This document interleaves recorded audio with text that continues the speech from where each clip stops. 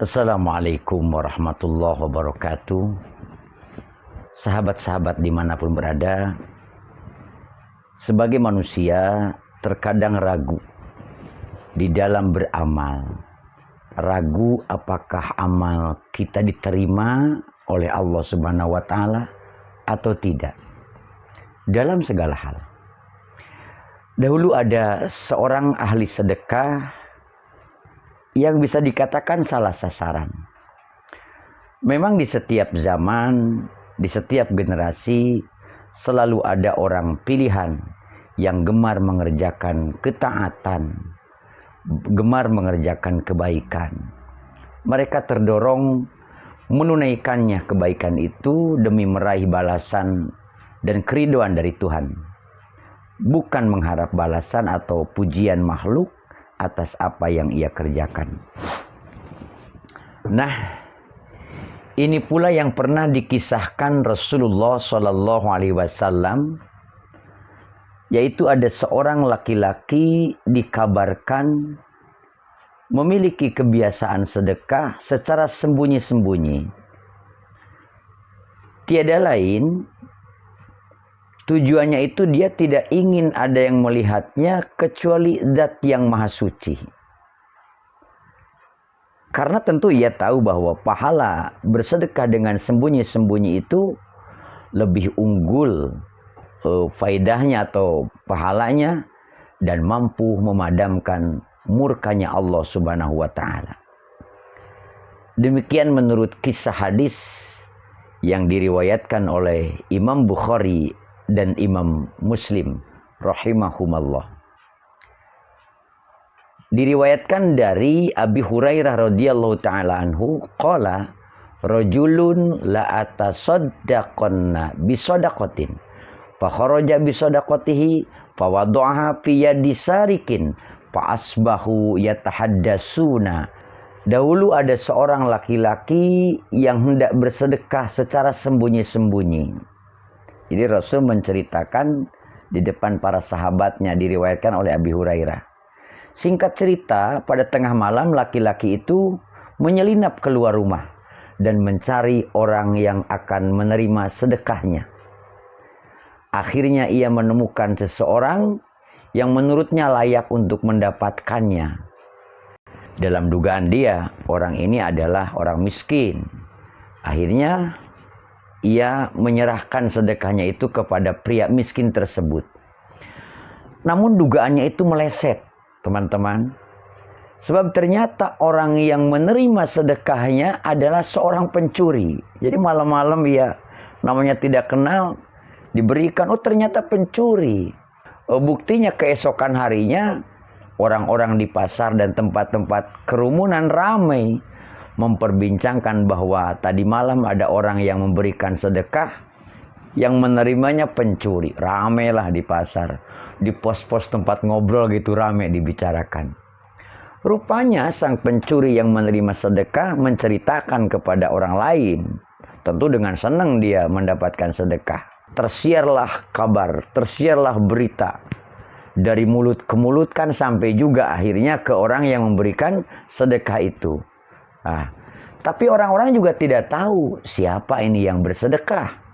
Tidak ada yang tahu. Berita itu cukup membuat hati sang pemberi sedekah itu merasa sedih dan terluka. Karena ia ternyata yang ia beri itu bukan orang miskin, tapi itu pencuri. Ia kemudian mengungkapkan kesedihannya. Ia katakan, "Ya Allah, segala puji hanya milik-Mu. Sedekahku jatuh di tangan seorang pencuri." Sang laki-laki itu pun bertekad untuk kembali bersedekah pada malam berikutnya. Jadi berturut-turut tuh. Kemarin malam diterima pencuri, malamnya lagi sedekah lagi dia. Sebab dirinya mengira sedekah sebelumnya hilang sia-sia lah, wong diterima pencuri, dianggapnya begitu. Nah, malam kedua pun tiba, ia kembali menyelinap keluar rumah setelah malam benar-benar menunjukkan kegelapannya. Tujuannya agar ia bisa berlindung di balik kegelapan malam dari pandangan orang-orang, sehingga ia tidak diketahui siapa yang bersedekah itu. Ia lalu memberikan sedekahnya kepada seorang wanita. Yang disangkanya seorang wanita ini adalah wanita miskin. Wanita yang serba kekurangan, wanita yang perlu bantuan.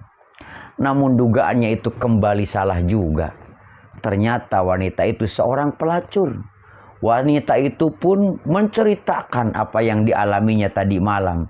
Esoknya tersiarlah kabar berita di pasar, ya kan, di pos-pos. Akhirnya kabar pun sampai di telinga orang yang memberikannya. Kembali ia menelan kesedihan dan penyesalan yang kedua kali. Lagi-lagi ia pun mengucapkan perasaannya kepada Allah. Ya Allah, alhamdulillah. Ya Allah, hanya milik Engkaulah segala kebaikan, segala pujian. Kali ini sedekahku jatuh di tangan pelacur, jatuh di tangan pezina. Jadi dalam pikirannya dia, wah, tidak diterima. Sedekah ini sia-sia karena dianggap yang menerima itu bukan haknya. Untuk ketiga kalinya, ia kembali bertekad untuk bersedekah, mengharap pahala dan balasan Allah Subhanahu wa taala. Namun di malam yang ketiga sedekahnya jatuh justru di tangan orang kaya. Dapat dibayangkan betapa sedihnya perasaan laki-laki ini yang bersedekah tujuannya ingin membantu orang yang kekurangan, orang-orang yang lemah, orang-orang miskin, kaum duafa, ternyata yang menerima orang kaya. 3 kali ia salah memberikan sedekah. Dapat dibayangkan bagaimana reaksinya saat mengadu kepada Tuhannya. Hatinya duka, sekaligus heran, yang tak ada habisnya. Seraya berucap, ya Allah, hanya milik-Mu segala kebaikan. Sedekahku jatuh di tangan pencuri. Sedekahku jatuh di tangan pelacur. Dan terakhir sedekahku jatuh di tangan orang kaya. Laki-laki itu tidak mengetahui bahwa Allah telah mencatat balasan dan pahala untuknya dari sedekah yang ia lakukan. Walaupun yang menerimanya pencuri, pelacur, dan orang kaya. Padahal siapapun yang mengeluarkan hartanya karena mengharap balasan pahala dari Allah, maka Allah akan memberikan pahala untuk itu. Meskipun ia memberikan sedekahnya itu kepada orang yang tidak dikehendakinya. Atau katakanlah orang yang salah, yang tidak hak menerimanya. Nah, kemudian datanglah kabar gembira kepadanya melalui mimpi. Ada mimpi bahwa Allah telah menerima sedekahnya, memberikan balasannya, pahala atas sedekah tadi, dan menginformasikan sebuah hikmah yang agung sedekahnya terhadap ketiga orang yang tadi diberikannya itu. Apa saja itu hikmahnya? Hikmahnya adalah harapan semoga sang pencuri berhenti dari mencurinya dengan wasilah menerima sedekah. Orang yang berzina, si pelacur, mudah-mudahan berhenti dari menjadi pelacurnya, menjadi penzinanya. Dan orang kaya semoga mengambil pelajaran darinya sehingga tergerak untuk menginfakkan sebagian hartanya. Dari kisah tadi dapat dipetik beberapa pelajaran, di antaranya hadis tadi adalah mengungkapkan bahwa selalu ada orang-orang soleh di tengah umat terdahulu sebelum kita ada. Bukan hanya sekarang. Di zaman dahulu sudah ada orang-orang yang baik. Itu satu.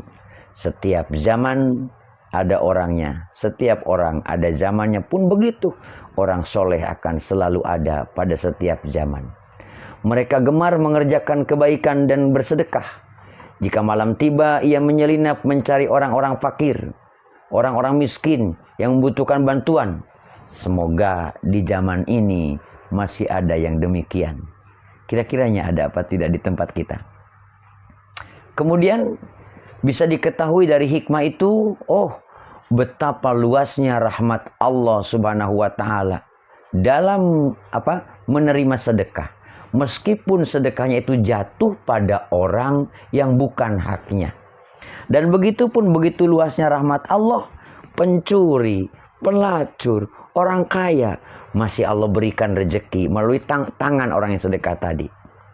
Hikmah selanjutnya ternyata perbuatan seseorang terkadang melahirkan pengaruh yang baik melahirkan pengaruh yang positif terhadap orang lain. Contohnya perbuatan seorang pria yang disebutkan dalam kisah Nabi tadi, bahwa ia mampu memberikan pengaruh terhadap pencuri, terhadap pelacur, dan orang kaya. Karenanya bagi kita, jangan ragu berbuat baik. Siapa tahu ada yang mengikuti kebaikan itu. Dan itulah bagian daripada dakwah. Dan siapa yang berbuat baik kemudian diikuti oleh orang lain setelahnya, maka pahalanya pun akan terus mengalir kepadanya. Lalu hikmah dari kisah tadi bisa kita petik pula betapa utamanya kepasrahan atas ketentuan dan takdir Allah Subhanahu wa taala. Ini sangat istimewa, orang yang pasrah dengan ketetapan, dengan takdir Allah. Laki-laki yang disebutkan dalam hadis, ketika Allah menetapkan untuknya agar sedekahnya tidak sampai kepada fakir miskin, tidak sampai kepada kaum du'afa, tidak sampai kepada orang-orang yang lemah, yang berhak menerimanya. Kemudian orang yang bersedekah itu menerima dan ridho atas ketetapan Allah. Ia mengatakan, segala puji bagimu, engkau maha baik ya Allah, dan seterusnya. Maka Allah menggantinya dengan kebaikan. Kemudian mimpi yang benar adalah kabar gembira dan termasuk salah satu dari 46 dari kenabian. Salah satunya adalah mimpi yang dialami oleh si laki-laki yang tadi, yang disebutkan dalam kisah hadis Rasulullah tadi.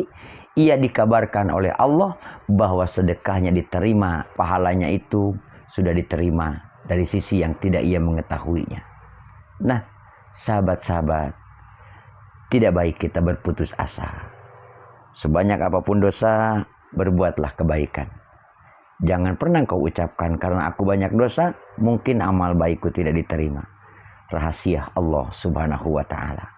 Teruslah berbuat baik. Mudah-mudahan kebaikan diterima Allah Subhanahu wa taala. Rabbana atina fid dunya hasanah wa fil akhirati hasanah wa qina adzabannar. Walhamdulillahirabbil alamin. Wassalamualaikum warahmatullahi wabarakatuh.